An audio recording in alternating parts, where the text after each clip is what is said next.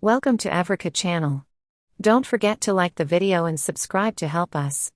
Korean luxury brand refreshes its flagship to keep the pressure on its German rival. You need a certain chutzpah to take on the Mercedes-Benz S-Class on its home turf. But, as we've seen with vehicles like the Hyundai Ioniq 6 and the Kia EV9, Hyundai Motor Company doesn't lack confidence. So, the decision to launch its updated 2024 Genesis G90 sedan, the flagship of its high-style luxury brand, in Germany and Switzerland perhaps shouldn't come as a surprise. We like the Genesis G90 a lot. Its sparkling, sophisticated design and customer-focused luxury technology helped make it our 2023 car of the year. I believe it to be the best luxury car on the market, regardless of price, longtime guest judge Chris Theodore said. Does this rewrite the executive limo rulebook? Associate editor Billy Reebok asked. It does. The G90 gets a handful of tweaks for the 2024 model year. Animated exterior welcome lighting, power-operated second-row doors, and Wi-Fi hotspot functionality are now standard. The engine sound enhancement system has been retuned, and an engine oil level sensor has been added to the suite of electronic watchdogs. Buyers can now have their G90's keys color matched to their car's exterior paint. Those upgrades enhance a car we reckon offers American consumers a value-packed alternative to the Mercedes-Benz S-Class. As deputy editor Alex Staclosa opined at KT, Mercedes has absolutely owned the luxury full-size sedan class for decades, so for Genesis to break through with something as polished, as compelling, yet somehow unique from the S-Class is stunning. But will German and Swiss customers think the same way? Genesis has worked hard on finessing the G90 spec in a bid to win them over. The car is only available with the top spec, 409 horsepower E-supercharged version of the 3.5-liter V6. It also comes standard with air suspension, all-wheel drive, and rear-wheel steering, as well as the Ultralux 2-passenger rear seat configuration and active noise cancelling.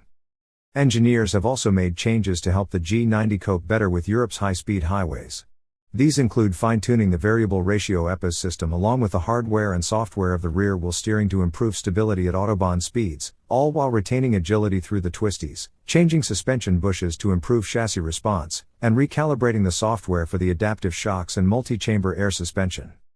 Given all that standard equipment, customers basically only need to decide which of the 10 exterior shades, 5 interior colorways, and 6 interior garnishes they prefer. Oh, and unlike their American counterparts, they can choose between the standard wheelbase model we get, and the long wheelbase version hitherto available only in Korea. We recently had the opportunity to sample both in southern Portugal. In terms of ride/handling compromise, the standard wheelbase car is the nicer of the two G90s. It feels more composed and yet more agile on the back roads, and just as smooth at speed on the freeways and while trundling through village backstreets. The G90 long wheelbase car, which boasts an extra 7.5 inches more between the axles, is better in terms of pitch motions, but you can feel more nonlinearity in its lateral responses, the rear-wheel steering system noticeably kicking the rear end around tight corners. At a reported 5,081 pounds, the standard wheelbase G90 is no featherweight, and the bigger Genesis weighs 364 pounds more. You can feel it. According to the official performance numbers from Genesis, the G90 long wheelbase is just 0.2 of a second slower to 60 miles per hour, but what the numbers don't describe is how much harder the 3.5-liter E-supercharged V6 appears to work to keep the bigger car on the pace. It doesn't help that the 8-speed automatic transmission could be more decisive in terms of both upshifts and downshifts. In terms of the way it drives, the G90 can't match the quiet performance and calm composure of the Mercedes-Benz S-Class. The 3.0-liter inline-6 powering the US market's entry-level S504 Matic doesn't have quite the same torque as the E-supercharged Genesis V6, 384 pounds-to-foot versus 404 pounds-to-foot, but it silkily punches out 20 more horsepower and drives through a 9-speed automatic transmission that's smoother and more responsive than the 8-speeder in the Genesis. That, plus the fact it weighs 440 pounds less than the standard wheelbase G90, means the Mercedes feels more effortless and refined. Where the G90 does give the German car a run for its money, however, is in the interior. The flagship Genesis looks, feels, and functions like a proper top-end luxury sedan from the moment you open the door, especially so for a car that in the US retails for 3/4 the price of a similarly equipped S504 Matic. That said, the G90 seating isn't quite as accomplished as that of the Mercedes. The H-point for front seat passengers is higher, making you feel as if you're riding on the car rather than in it, and the rear seat squab isn't quite as plush. The 1990 Lexus LS400 scared the living daylights out of Mercedes-Benz.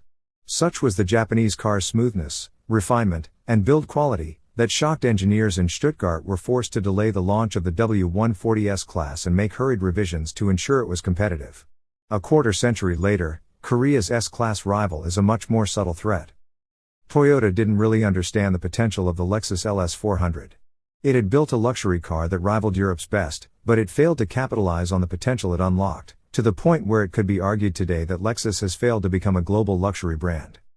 The S-Class still owns the large luxury sedan segment. Sales in the US last year reached 14,098 units, almost twice the number of its nearest rival, BMW's 7 Series.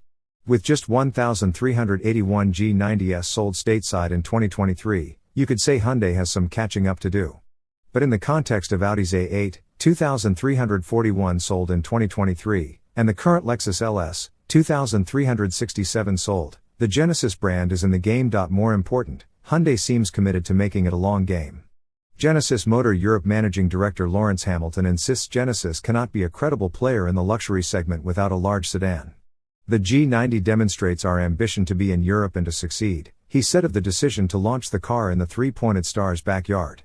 And underscoring that ambition is sharp pricing, both Genesis G90 models will retail in Germany for at least 20% less than heavily optioned S-Class counterparts that still can't match their levels of standard equipment. Although it has a commanding road presence and a truly opulent interior, in terms of overall performance and efficiency, not to mention all-round ride and handling, the Genesis G90 isn't ultimately a better luxury car than the Mercedes-Benz S-Class. But German and Swiss consumers are known for their careful and rational approach to deciding what their next new car will be. And Hyundai is betting they can't resist a bargain. We have come to the end of the video. Don't forget to like the video and subscribe to our channel to help us.